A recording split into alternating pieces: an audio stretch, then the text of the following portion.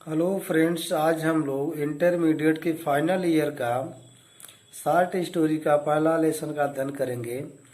The gold watch, सोने की घड़ी। इसके लेखक पॉन्जिकारा रफी हैं। अब हम लोग लेखक के बारे में अध्ययन करेंगे। अबाउट द ऑथर, लेखक के बारे में। तो Ponjikara Rafi a famous Malayalam writer, जो कि एक प्रसिद्ध मलयालम लेखक, वाज बोर्न इन केरला, जो केरला में पैदा हुए थे, इन 1924, 1924 को। He is a trade unionist, वह एक व्यापार एकतावादी हैं। हु क्रिटिसाइज, जो आलोचना करते हैं। The working of church, church का आलोचना करते थे। एंड द प्रीस्ट, और पुजारियों का आलोचना करते हैं। ही वॉज क्लोजली अटैच्ड, वह करीबी से जुड़े हुए थे। With the life of low paid workers, कम वेतन पर काम करने वाले जीवन के लोगों से। तो वह कम वेतन पर काम करने वाले लोग के जीवन के लोगों से जुड़े हुए थे, करीबी से जुड़े हुए थे। ही हैज रिटन, वह लिखे हैं। बोथ शॉर्ट स्टोरी, उपकथा लिखे हैं। एंड फुल लेंथ नॉवेल्स, और लंबी उपन्यास भी लिखे हैं। अबाउट द स्टोरी, कहानी के बारे में।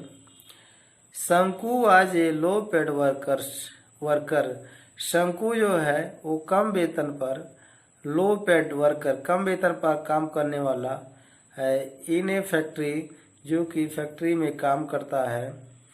ही हैड स्मॉल फैमिली, उसकी एक स्मॉल फैमिली है, एक छोटा सा परिवार है। हैविंग ए वाइफ, एक पत्नी है। एंड 2 चिल्ड्रन, और 2 बच्चे हैं। ए थर्ड चाइल्ड, एक तीसरा बच्चा।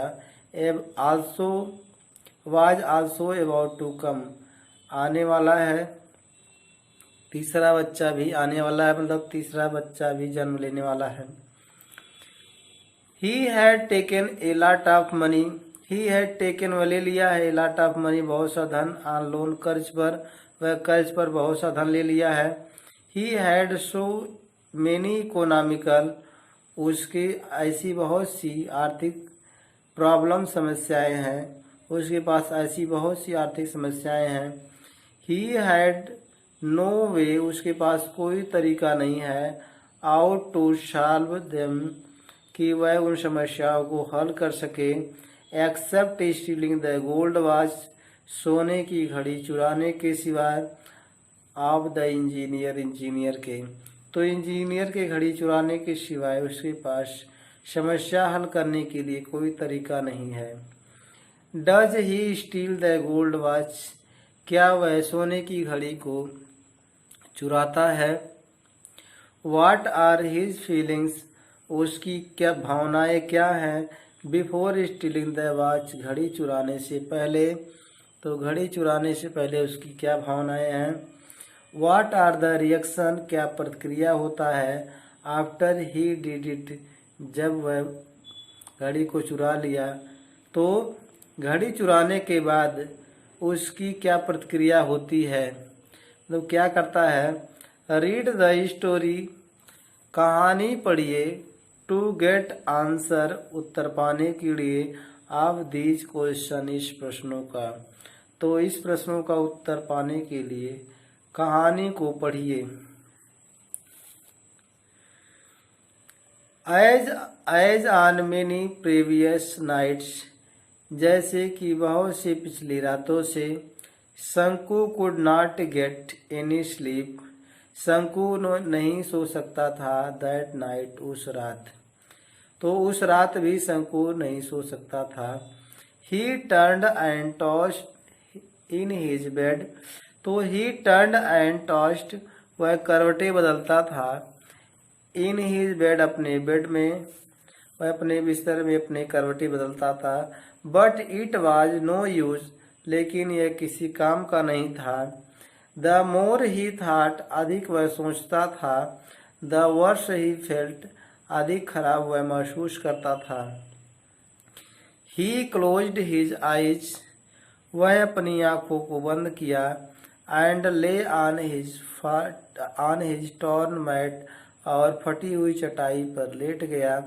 इन द डार्कनेस, अंधेरे में जो कि अंधेरे में फटी हुई चटाई पर लेट गया।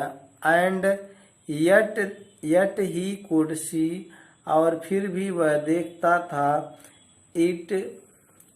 इट मीन्स यहाँ जो ऑफिस को एज क्लियरली, उतना साफ, एज ड्यूरिंग द डे, जैसे दिन में दिखाई देता है। The deserted office room, deserted सुनसान ऑफिस रूम, ऑफिस का कमरा, सुनसान ऑफिस कमरा दिखाई देता था। वेन एवरीवन हैड गॉन, जब हर एक लोग चले जाते थे। आउट फॉर रेस्ट, आराम करने के लिए। आर फॉर लंच, या लंच करने के लिए। तो ऑफिस सुनसान दिखाई देता था या वीरान दिखाई देता था। द ग्लास विंडो, शीशे की खिड़की, वाज ओनली पार्टली क्लोज, जो कि केवल आधी ही बंद रहती थी। On one end of the table, मेज के एक किनारे पर, इनसाइड, अंदर की तरफ, वर ए फ्यू फैट वॉल्यूम्स, कुछ मोटे मोटे ग्रंथ रखे हुए थे। एट द अदर एंड, और दूसरे किनारे पर, ए पेन, एक कलम, एन इंक बॉटल, स्याही का बोतल, एंड सो फोर्थ, ऐसे अन्य दूसरी वस्तुएं रखी हुई थी। एंड इन बिटवीन, और बीच में, वाज ए गोल्ड वॉच, सोने की एक घड़ी थी। विथ इट्स गोल्ड चैन, सोने के चैन लगे हुए थे। प्लेस्ड ऑन ए बुक, जो एक किताब पर रखी हुई थी। ओपन द विंडो, खिड़की को खोलिए।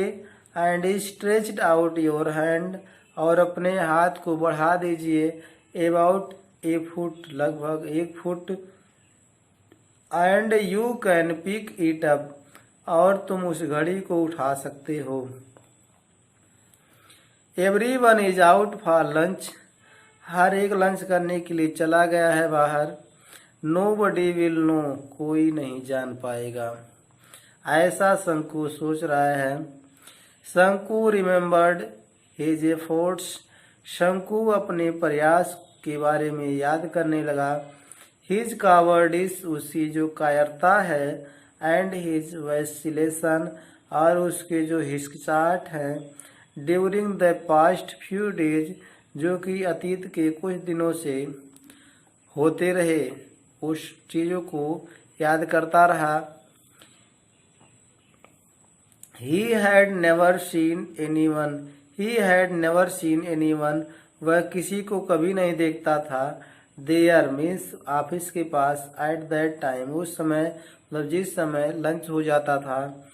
And yet, और फिर भी, he had been afraid, फिर भी वह डरा हुआ होता था।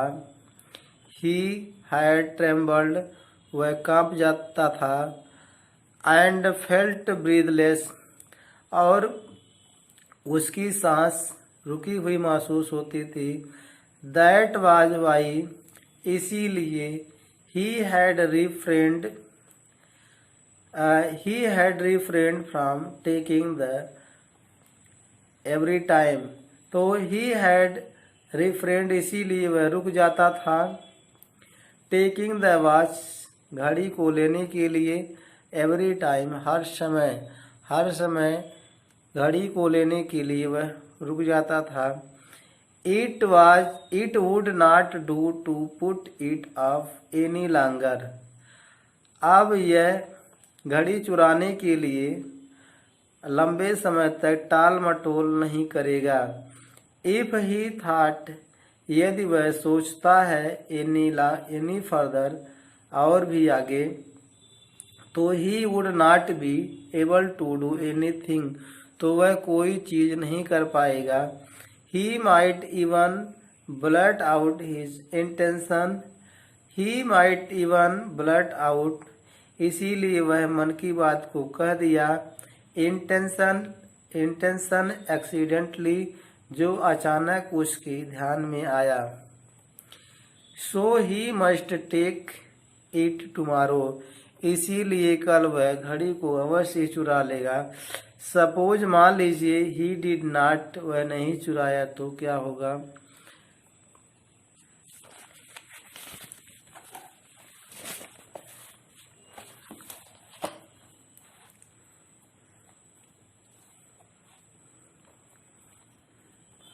शंकु एस थॉट, शंकु के विचार। शंकु